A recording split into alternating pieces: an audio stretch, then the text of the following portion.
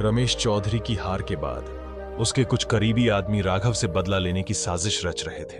पहला हमला रात का खौफनाक साया। एक रात जब पूरा गांव सो रहा था, राघव अपने घर में बैठा गांव के विकास की योजनाएं बना रहा था। तभी एक आदमी भागता हुआ आया। साहब, भंडार गृह में आग लग गई है। राघव तेजी से उठा और बाहर दौड़ पड़ा। गांव का पूरा भंडार गृह आग की लपटों में घिर चुका था। यही वह जगह थी जहां गांव के लोगों के लिए अनाज और जरूरी सामान रखा जाता था।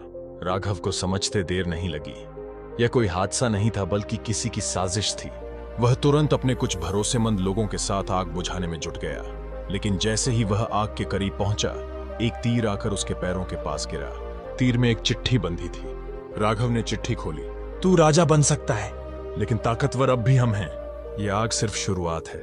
अगर तू खुद को राजा मानता है तो अपने दुश्मनों को पहचान ले। राघव की आंखों में गुस्से की लपटें भड़क उठीं। अब वह अपने दुश्मनों को सबक सिखाए बिना नहीं रुकेगा।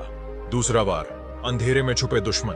राघव को पता था कि गांव में कुछ लोग अब भी उसके खिलाफ थे, लेकिन असली दुश्मन कौन था यह जानना मुश्किल था। अगर मुझे अपने दुश्मन की पहचान करनी है तो मुझे खुद को कमजोर दिखाना होगा। राघव ने गांव में एक घोषणा करवाई। मैं इस आग की घटना से डर गया हूं।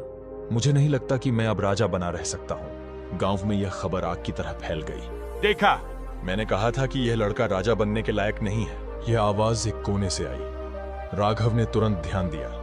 वह रमेश चौधरी का सबसे करीबी आदमी बंसी था। अब राघव को समझ आ गया कि असली खेल कौन खेल रहा था।